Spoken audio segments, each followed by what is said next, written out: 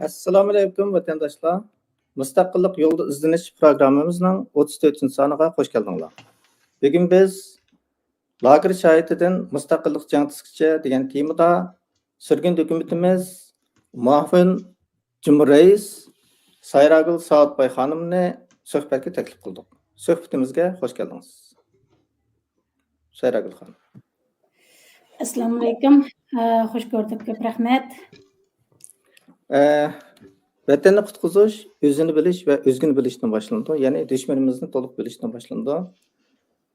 Biz lager ichilishdan burun dushmanimizni to'liq biladigan emas. Lagerning plani xuddi yaqinqi zamonda o'tirg'i chiqqandek, hech qaysi ziyoli, hech qaysi bilarman Xitoylar lagerni qurdi degan bir yerga kelib baqqan emas, o'ylanib baqqan emas.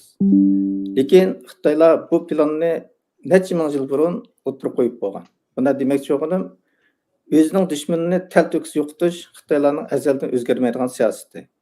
Dal bu Xitoyning siyosatini bilinmaganimiz uchun biz bugungi kunga qoldik. Bu lager to'g'riliq agar bir narsani bilmoqchi bo'lsak, Sayragul xonimning ushbu kitobi turibdi. Mana. Buni o'qisak, bundan aytdi dalil isbotlar to'liq, inchki detallar bor. Bizga bir o'rganish bo'ladi. Biz Xitoyni bilmay turib hech ish qila olmaymiz. Shunga bu kitobni oldi bilan sizlarga tavsiya qilaman. Endi Sayragul xonimni biz hammamiz bilamiz. Hozir Sayragul xonim bilan biz sabtash bir hukumatda turyapmiz. Bir o'rtaq mustaqillik niyatimiz uchun. Garchi biz Sayragul xonimni xili burun bilgan bo'lsak-mu, lekin bugun biz Sayragul xonimning o'z og'zidan o'zini tanishtirishini bir anglab o'taylik. O'zingizni bir tanishtirib o'tamiz Sayragul xonim. Assalomu alaykum. Barliq Sharqiy Turkistonlik qarindoshlar, hammalaring shu vaqtlaring xayrli bo'lsin. Men Xitoyning Sharqiy Turkiston xalqini yurgizayotgan irqiy qirg'inchiligining qurboni va jazo lager shohidi Sayragul Saatbay hammalarga mendan notliq salom. Bu yerda men oldi bilan mushu suhbatga taklif qilgan Jurat apandimga rahmatimni bildiraman va ekran oldidagi bizni ko'rib o'tirgan biz bilan bir sabta turayotgan hamma Sharqiy Turkistonlik qarindoshlarga cho'nqur rahmatimni bildiraman. Endi shu Sharqiy Turkiston surgundi hukumatiga a'zo bo'lib kirib vazifa olgangacha bo'lgan oraliqda shu Qozog'istonga chiqqandan ondan keyin Shvetsiyaga kelgan shu jarayonda nurg'unlagan qismatlarni, nurg'unlagan qiyin qistoqlarni peşimdan o'tkazib, shu Xitoyning irqiy qirg'inchiligi ostida ezilayotgan, kun sari yo'qolayotgan, zulmga uchrayotgan xalqning ovozini dunyoga anglatishni bir insoniy burchim deb bu jarayonda cho'ng ish qilsammi qo'limdan kelgan ishni qilib kelayotgan. Endi bugungi kunda men Sharqiy Turkiston surgundi hukumatining muavin raislik vazifasini o'tayapman. Rahmat. Biz bir yo'lda bo'ldik. O'rtaq mustaqillik nishoni uchun tirishayotimiz. Asli ishqilimiz doktor edik. Doktorninki asli dushmani olmaydi, siz bilasiz. Xalqarada har qanday dushmanim davolaydi. Ammo vatani yo'q doktorning hech nimasi olmaydi, o'zingiz bilasiz. Vatan uchun har ishga tayyormiz. Hamda siz nima uchun surgun hukumatga kirib xizmat qilishni tanladingiz? Bu ishning mushkul ekanligini bilmaydingiz. 2023-yili 11-oyda men taklif bilan Sharqiy Turkiston surgundi hukumatining 9-navbatlik qurultayga mushu qurultay jarayonida mushu munosabat bilan tashkillagan bir qator faoliyatlarga qatnashish uchun Amerikaga bordim.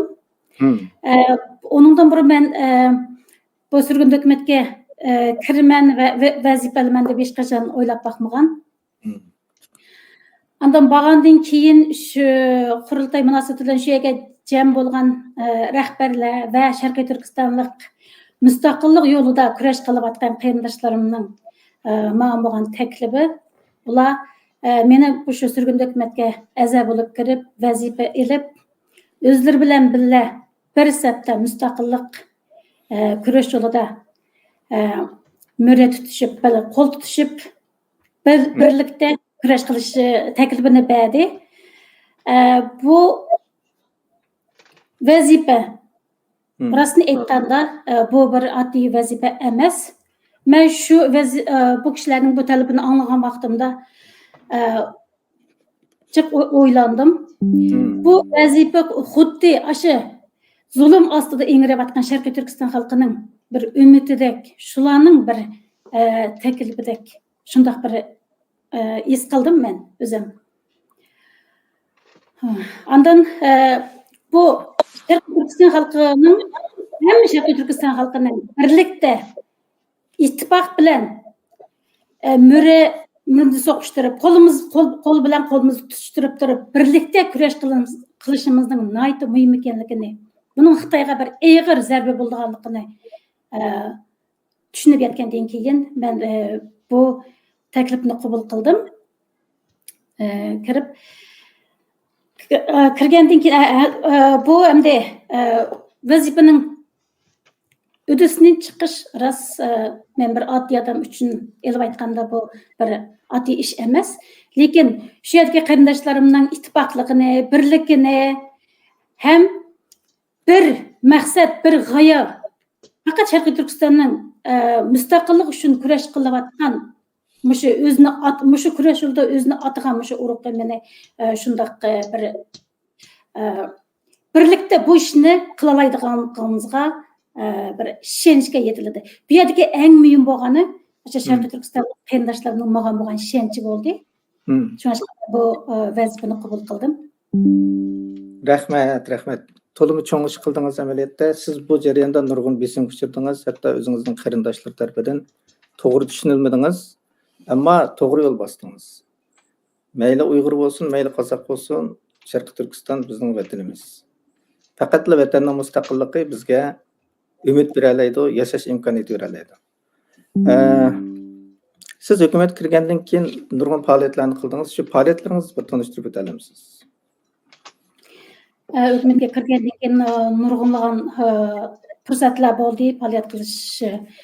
Endi buni so'zlab o'tsam, 12-oyning 6-kuni 2023-yil Nyu-York shahrida, Amerikaning Nyu-York shahrida o'tkazilgan bu Rim nizomnomasiga qo'l qo'ygan davlatlarning 22-chi qatimli umumiy yig'ini ochildi. Bu yig'inga taklif bilan qatnashdim. Ham shu fursatdan foydalanib, xalqaro suddan Xitoyning jinoyatini tekshirishni va Xitoyni jazolashni talab qildim. Ondan keyin 3-oyning 3-kuni, 2024-yil bizning shu Shvetsiyaning Malmö shahrida bir necha kishilik huquq tashkilotlari birlashib o'tkazgan o'sha 8-mart xalqaro ayollar kuni munosabati bilan bir cho'ng faoliyat tashkil etdi. Bu shu faoliyatga o'sha taklif bilan qatnashdim. Ham bu erkak qirg'inchilik anglatish fursatiga ega bo'ldim. 3-oyning 10-kuni 2024-yil Shveysariyaning Zurich shahrida o'tkazilgan bu erkak qirg'inchilikni anglatish temizlikka bir muhim yig'inga taklif qilindim. Shu yerda shu 3-oyning 10-kuni shu yig'inda bo'ldim. So'z qilib, shu erkak qirg'inchilikni anglatdim va Sharqiy Turkistonning shu mustaqilligini qanchalik muhim ekanligini deb o'tdim. U faoliyatga shunchalik jiroqdan bizning shu Shvetsariyada turishlik Sharqiy Turkiston surgun hukumatining a'zosi Rahmat apandim, yana boshqa Sharqiy Turkistonda qarindoshlarimiz birga kelib qatnashdi. Ham u kishi muhim so'z qildi u yerda. Undan keyin 3-oyning 21-kuni, o'sha 2024-yil.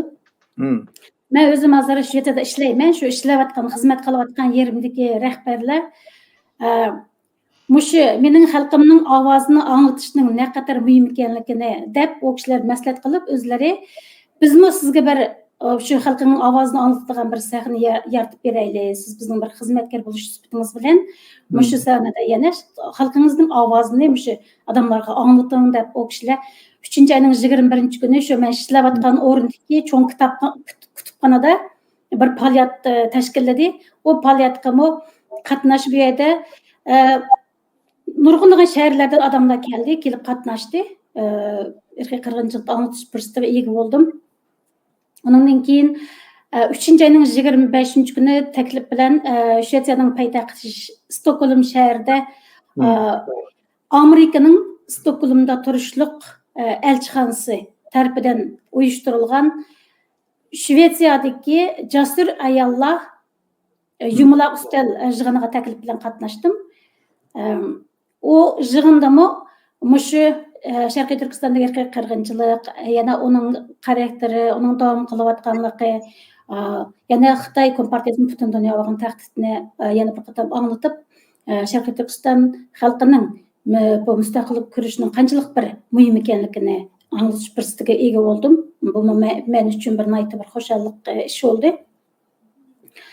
Endi 4-oyning 27-kuni Shvetsiyaning poytaxti yana Stockholm shahrida Svenska PEN degan hamda Shvetsiya yozuvchilar jamiyati va boshqa shu yerdagi Uyg'ur tashkilotlarining birlikda uyushtirishi bilan o'tgan yana o'sha irqiy qirg'inchilik to'g'risidagi irqiy qirg'inchilik muhim tema qilingan bir yig'inga taklif bilan qatnashdim. Shu necha kunning oldida berib, u yig'inga 100 dan ortiq odam kelib qatnashdi. Nurg'unlagan shu Shvetsiyalik Xitoyni tadqiq qiladigan, yana Xitoyni tushunadigan, Xitoy to'g'ri kitob yozgan shunday muhim Shvetsiyalik yerlik odamlar kelib so'z qildi.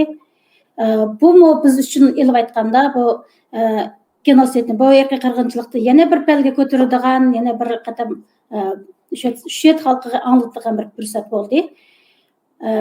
Endi mening bu yerda demoqchi bo'ladigan, men bu yerda o'zimning ishlagan ishlarimda deb o'zimni deb o'tmoqchi emas. Bu yerdagi maqsadim bu surgun hukumatga kirgandan keyin texmo jiq fursatlarning bo'lganligi, bu irqiy qirg'inchilikni anglatish. Shu jarayonda mushu sahnlardan foydalanib mustaqillik kurashining qanchalik muhim ekanligini anglatish fursatiga ega bo'lganligim demoqchi bo'lgan maqsadim mushu. Rahmat. Onun sizmi nurg'un ish qildingiz. Siz amaliyot hukumatga kirishning oldida nurg'un faoliyat qildingiz. 2018-yil Qozog'istonga qochib chiqqan vaqtingizda shu erkiy qirg'inchilik to'g'risida eng oldi bilan eng ishonchli uchur bergan odamsiz. Bütün xizmatlaringizga Alloh rozi bo'lsin. Sizningki kitobingizni oldin qatim 4-oyning 27-kuni kitobim to'g'risida tanishtirish bo'ldi dedingiz. Bu kitobingiz 10 necha tilga tarjima qilinibdi. Men kitobingizni o'qidim.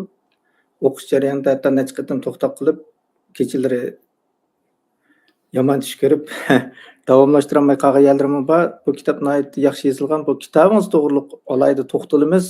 Bu bir qatimlik suhbat bilan bu ketib qolsa nihoyatda afsuslanarli ish bo'ldi. Ammo bugun bu kitobingiz to'g'riliq kichikgina bir so'zlab bergan bo'lsangiz.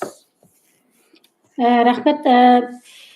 Men 2019-yili biz Shvetsiya hukumatining qabul qilishi bilan oilamiz bilan Shvetsiyaga keldik. Kelgandan keyin bu Germaniyadagi tanlıq yozuvchi Aleksandra Kavilos xonim men bilan aloqalashdi. Mushu men to'g'ri yana Sharqiy Turkistondagi irqiy qirg'inchilik, jazolar to'g'riliq bir kitob yozmoqchi ekanligini, buni mening hamma ishlarimni, muqollarimni kuzatib o'tganligini dedi. Shuning bilan biz Germaniyaga bordik. Berib bu kitobni yozishni boshladik. Bir necha oy vaqt ketdi buningga. Ondan keyindan u kishi Shvetsiyaga keldi, bizning uyga. Qolganini shu Shvetsiyada davom qildik. Bir necha oy jafolik kurash qilishdan keyin 2020-yil 6-oyda bu kitob tunji bo'lib nemis tilida Berlindagi nashriyatdan nashr qilindi. Undan keyin hozirga qadar 10 tilga tarjima qilinib bo'ldi. Endi bu kitobni yozgan sababim men shu taklifni topshirib olgan vaqtda Aleksandr Kavilos xonimdan men pek xush bo'ldim. Chunki odatda biz suhbat bergan vaqtlarimizda ish ketsa 1 soat, bo'lmasa 2 soat. Eng jiq deganda 2 soat. Hatta ba'zi vaqtlarda bir parlamentlarda, bo'lmasa bir hukumatlarda guvohlikdan o'tib so'zlagan vaqtlarda faqat 5 minut vaqt. Endi bu Xitoyning Sharqiy Turkiston xalqini yurgizayotgan bu zulmi tunigidan boshlangan emas. Buning to'mirdan boshlab so'zlab, Sharqiy Turkistonning besib olingan zulm ekanidan boshlab so'zlab, nimishqa bugungi kuni mushu kunga qoldik deganni hamma detallar bilan, hamma dalil isbotlar bilan so'zlab xalqqa anglatish unda qisqa vaqtning ichida asla mumkin emas. Шуңа бу китап езі кылып, муш китапка сиз өзүңүз окуп өткөндө көрдүңүз. Барлык ушунчалык бир енчик деталларны далил испат менен киргизиш аркылуу дүйнө халкынын көзүнө ичиш, нургунлук адамларның бу Xitayning burun nima qilganligini, hozir nima qilayotganligini, kelajakda yana qanday razil planlarning bor ekanligini, nima ish qilib Sharqiy Turkiston xalqini bu zulmni yurgizayotganligi to'g'riliq ushaq detallarni dalil isbot bilan yezib qoldirdim. Bu mening kurashimning bir jarayoni. Endi onundan keyin 2021-yili biz yana shu tanlıq yazgıcı Aleksandra Kavilos xanım bilan bu Xitay kelishimnomasi degan bu kitobni birlikda yozib chiqdik. Bu 2021-yili yana birinchi qitim shu nemis tilida Berlinda o'xshash nashriyat o'xshash nashriyatda nashr qilindi. Hozirgacha 3-4 tilga tarjima qilib bo'ldi bu kitob. Endi bu kitob bu kitobning inglizchasi bormi? Bu kitob inglizchasi yo'q. Türkçesi nima?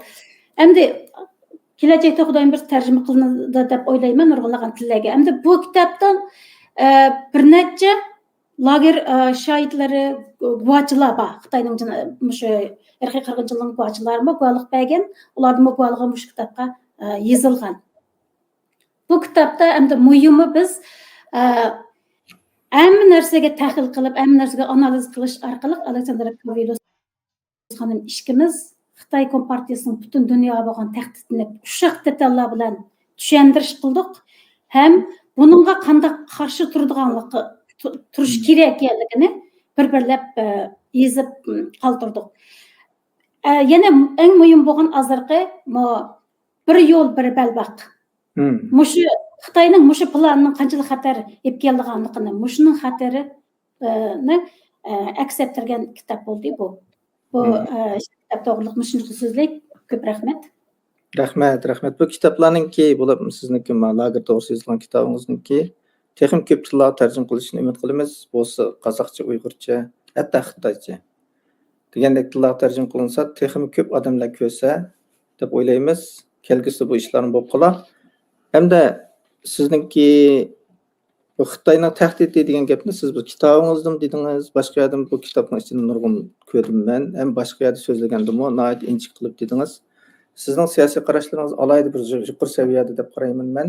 Bu Xitoyning tahdidi to'g'risida bir so'zlab boqqan bo'lsangiz. Bugungi programmamizda shuni. Xitoyning tahdidi degan vaqtda odamlarning ko'z oldiga bir xuddi Xitoy kelib bir tahdid qilayotganlar, o'zi kelib bir besim qilayotgandek shunday bir tuyg'u beradi. Lekin bu unda oddiy emas. Men o'zimning beshimdan o'tgan bir shaxs bo'lib bilan mening beshimdan o'tayotgan mushu Xitoyning mushu tahdidlari muajiratda yashayotgan Sharqiy Turkistonlik qarindoshlarimning o'xshash beshdan o'tyapti deb tushunaman. Bu nuqtadan qaraganda Xitoy faqat Sharqiy Turkistondan shu yerdagi xalq bilan irqiy qirg'inchilik qilib, xalqan zulmni qilayotgani yo'q. Shuning bilan bir vaqtda vatandan ayrilib sirtqa chiqib ketgan kurash sepidagi butun muajiratdagi mushu kurash qilayotgan Xitoyga qarshi o'zining qarshiligini bildirayotgan kurash sepida kelayotgan Sharqiy Turkistonlik har bir odamga mushu tahdidni selyapti. Shu sababli hozir dunyoda bir bizning nurg'unlagan qarindoshlarimiz mushu kurash sepida to'xtamay kelayotgan qarindoshlarimiz da'vo sepidan asta-asta tushib kelayotgan vaziyatlarni o'zingizmi ko'ryapsiz. Bu mushu Xitoyning tahdidining bir nimasi deb qarayman. Endi bu yerda Xitoyning tahdidi degan vaqtda biz qarasak, biz o'zimizning shaxsiy mushu beshimizga kelayotgan xizmatlarni, qiyin-qistoqlarni, Xitoydan kelayotgan tahdidlarni deb o'tish jarayonida men bir narsani deb o'tmoqchi. Xitoy Kompartiyasi Pekinda, Bejingda turib, ashida turib, buning qo'li, buning butun dunyoga so'zilayotgan, butun dunyoda Xitoy Kompartiyasi uchun ish qiladigan odamlarning Xitoy Kompartiyasi uchun jinni ayamaydigan odamlarning nayta chiqganligini, bularning tunugini chiqmaganligi, bularning hammasini Kompartiya bir qo'lliq yetishtirib chiqib, mushu chet eldagi, xalqaradagi Sharqiy Turkiston davosidagi shaxslarni va tashkilotlarni yo'q qilish uchun qo'llanayotgan rezilligi. Bu to'xtamaydi. Shunga men bu yerda bu tahdidni deyish orqali biz faqat Xitoydan emas, Xudoydan qo'rqishimiz kerak degan narsani demoqchi. Hozirgacha Sharqiy Turkistonlik qarindoshlar hech qaysinglar Xitoyning tahdididan qo'rqmanglar. Biz to'xtamasak, ular to'xtamaydi. Ularning maqsadi faqatla bizni mushu Sharqiy Turkiston davosidan zeriktirib, qo'rqitib, uruhiy besim qilish orqali turli hujumlarni qo'llanish orqali bizni bu davodan to'xtatish, bizning bu kurashimizni nol qilish. Ularning maqsadi mushu. Shunga sizlar aksicha buningdan g'uzur elinglar. Buningdan o'zinglarning ishlayotgan ishlaringning to'g'ri, mengayotgan yo'llaringning to'g'ri ekanligini his qilib, Aşı Sharqiy Turkistondagi qarindoshlaring xalqi uchun qo'lingdan kelgan ishni qilayotgan, insoniy burchingni o'tayotgan bir inson ekanligini faxrlaninglar. Bu sizlarning kurash sepinglarga bir ruhoniy kuch bo'lsin degim keladi.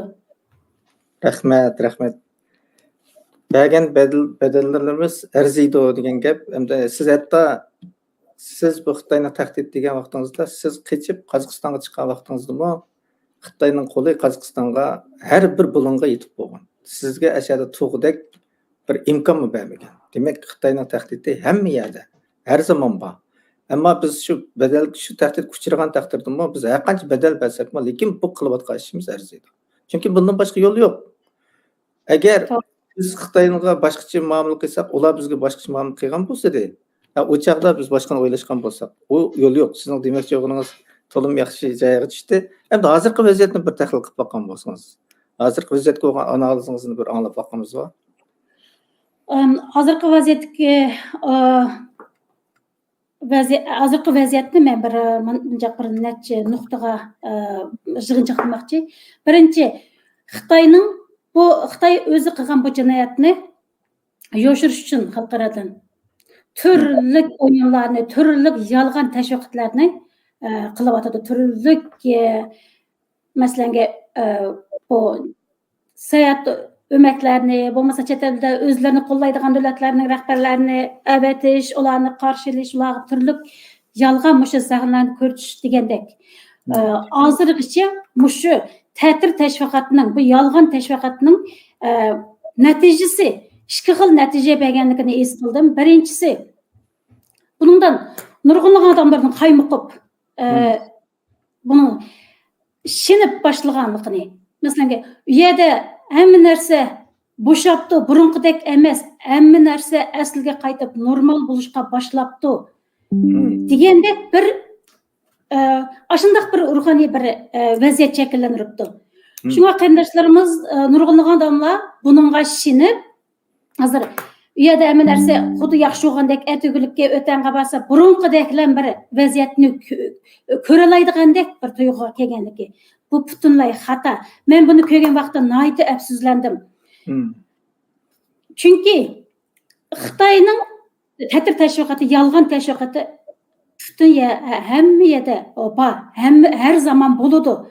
Bu o'zining jinoyatni aqlash uchun hamma narsani qilyapti. Xitoy, men deyman, Xitoy kompartiyasi hamma yolg'onchilikni qila oladi, faqat bir narsani qila olmaydi. U o'lgan odamni tirildamaydi, uningdan boshqasini hammasini qila oladi. Shunga meni bu yerda aniq deb qo'ymoqchi, Xitoyda endi bizning vatanda hech narsa burunqidek bo'lmaydi, hech narsa bo'shigan, hech narsasi yo'q, hech narsa normal holatga qaytmaydi.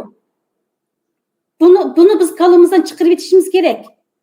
Chunki Xitoy kompartiyasi bu Sharqiy Turkiston xalqini butunlay millat sifatida yo'qotishni allburun planlagan, bu sistemalik, planliq, bu maqsadliq qilayotgan bir erkak qirg'inchilik.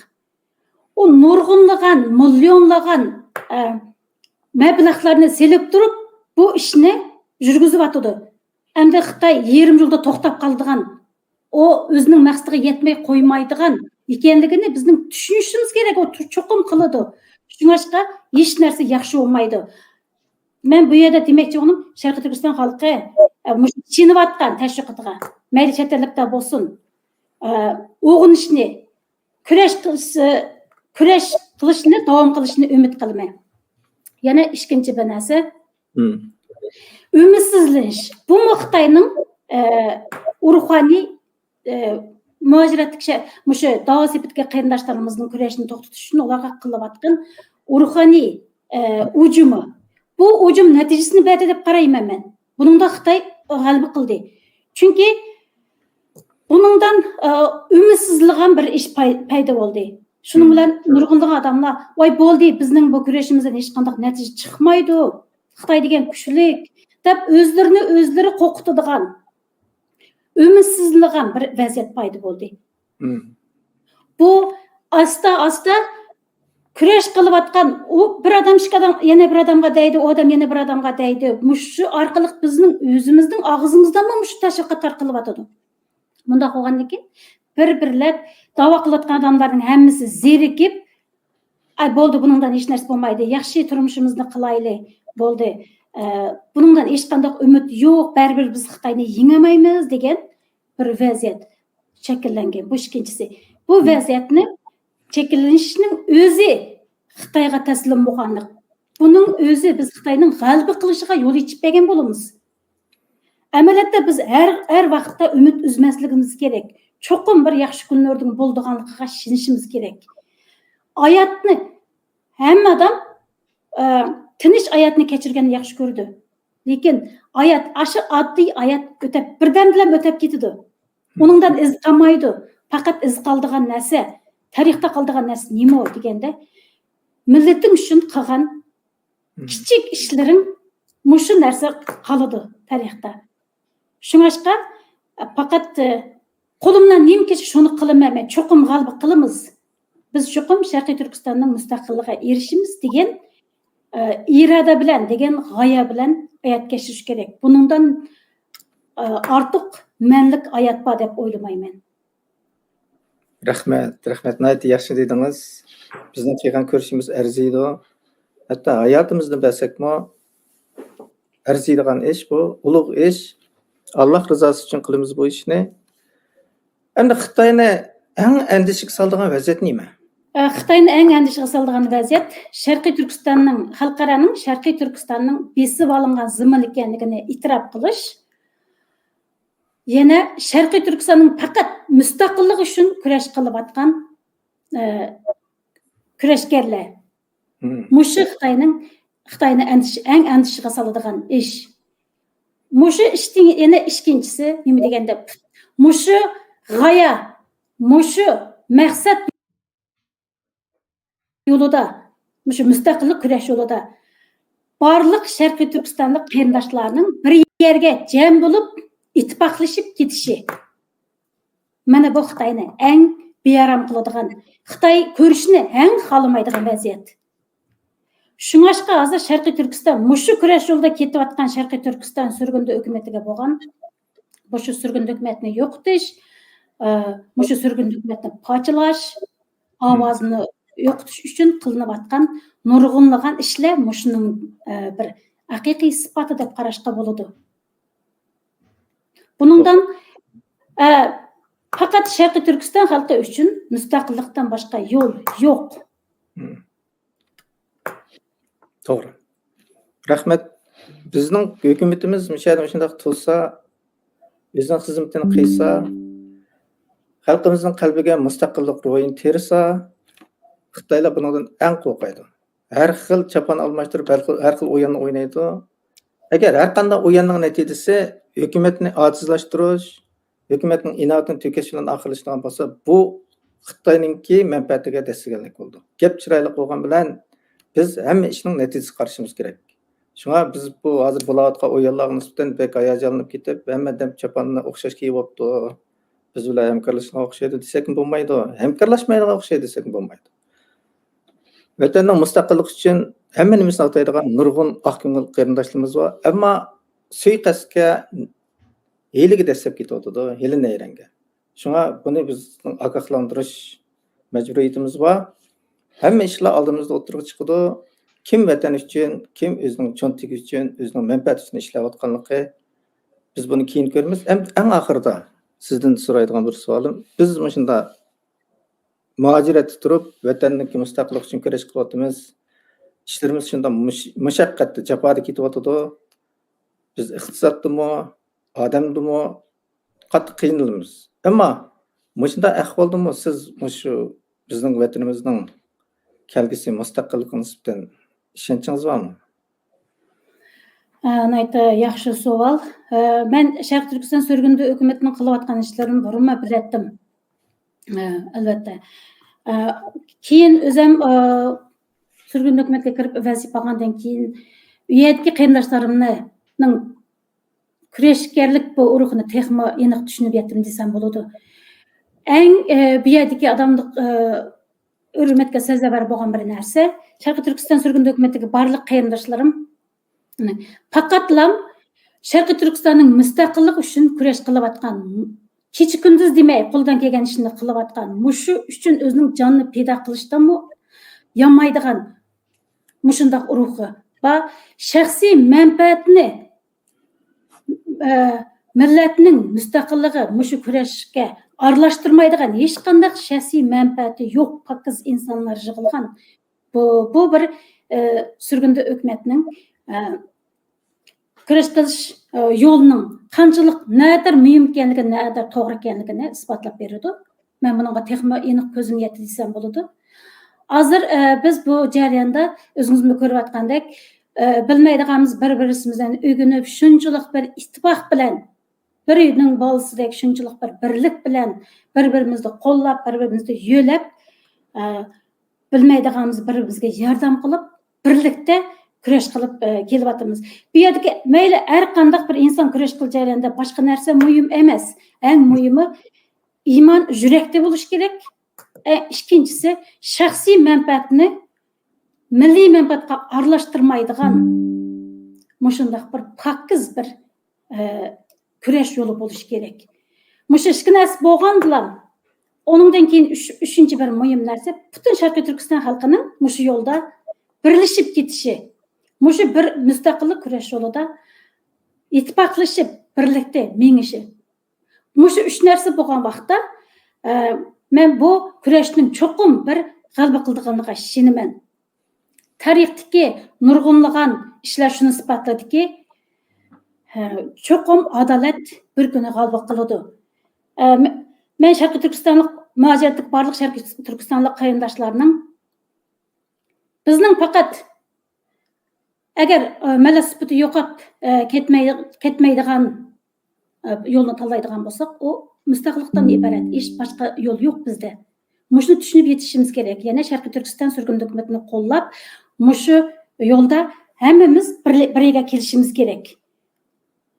Mushunda kurash qilsak, hamma narsa g'alaba qila oladi. Men Sharqiy Turkiston sürgün hökumetidagi barliq qarindoshlarimning boshqa Sharqiy Turkiston mustaqillikni orzu qiladigan barliq Sharqiy Turkiston xalqi bilan birlikda bu bir mustaqillik degan bu muqaddas g'oyani amalga oshirish yo'lida cho'qim g'alaba qiladiganligiga ishonaman. Shundaq bir kunlar keladi. Hozir muhojiratlik vaziyat biz o'ylagandan tez o'zgaryapti. Hozirgi xalqaro shart-sharoit shuni isbotladiki, bizga shundaq bir yaxshi bir kunlarning, shundaq bir fursatlarning kelayotganligini isbotlab berdi. Shunga biz har vaqtda bu o'zgarishlarga tayyor turishimiz kerak. Bu o'zgarishlar, mushu fursatni ching tutsak, biz mustaqillikni qo'lga keltira olamiz. Qarindoshlar, bunday fursatlar endi qaytalanmaydi. Endi ikkinchi kelmaydi bu fursatlar. Biz bu shunday fursatni ching tutishimiz kerak. Birlikda kurash qilishimiz kerak. Men cho'qim Sharqiy Turkistonning mustaqilligining g'alaba qildiganligiga ishonaman. Rahmat. Bizningki vatanimiz cho'qim mustaqil bo'ldi. Bizning avlodlarimiz cho'qim vatanda yashaydi. Biz shunday bir g'oya uchun, aqida uchun kurash qilyapmiz. Sizning bugungi vaqtingizga ko'pdan-ko'p rahmat. Yana bir qatim men kitobni yana bir ko'z tutday. Ma kitobni biz o'qisak, buningdan nurg'un narsalarni o'rganib olamiz, aql o'rganamiz, Xitoylarning hili nayrangini bilib olamiz. Undan keyin bizning vijdonimiz urg'uydi.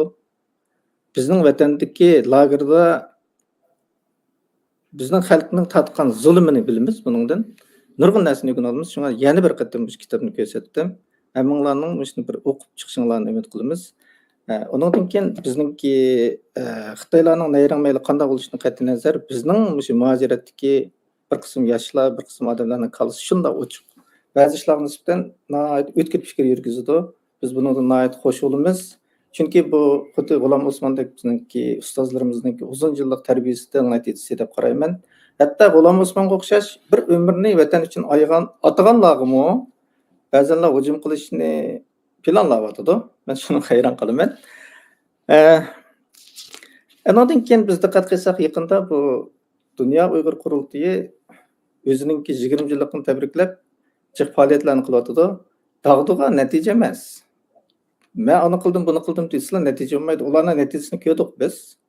Bizning mushkil qilishimiz, lager solinishimiz, bizning enijini so'p qilishimizda ularning jiq turpusi bor. Hamda G'ulji qirg'inchiligining vaqti 1997 ni 1987 deb yozib lozung chiqaribdi bular. Bu nima uchun? Bu bir o'yinmi? Buni kimga ko'rsatmoqchi? Bu nimani isbotlaydi? Hammalarning o'yinda beqishini umid qilaman. Bunda o'yinlar oldimiz yana o'yin oldu. Ham bizning Sharq Turkiston surgun hukumatimiz bu yo'lda izchil ketyapmiz mustaqillik uchun. Shunga bizga har qanday yordam, har qanday iyonni aymasligini umid qilamiz. Chunki biz buning uchun ishlaymiz. Hamma odam o'rtaq niyatda xuddi Sayragul xonim degandek mustaqillikni niyat qilib o'rtaq tirishsak, bizning mustaqilligimiz yetib keladi. Shunga biz o'rtaq niyatda tirishsak, ondan keyin bizlar har qanday hamkorlashadigan tashkilot, har qanday odamningki bizningki hukumatimizni e'tirof qilishni shart qilamiz. Ondan keyin bizningki hamkorligimiz boshlandi. Bugun mushu programmaga vaqtingizni ajratgan Sayragul xonimga sizga ko'pdan-ko'p rahmat. Barliq tomoshabin, barliq ko'ruvchilarning vaqtiga rahmat. Kelar qitimliq programmamiz yana e'londa bo'ladi. Xayr, Allohga omonat. Maqolamanglarga ko'p rahmat. Xo'sh.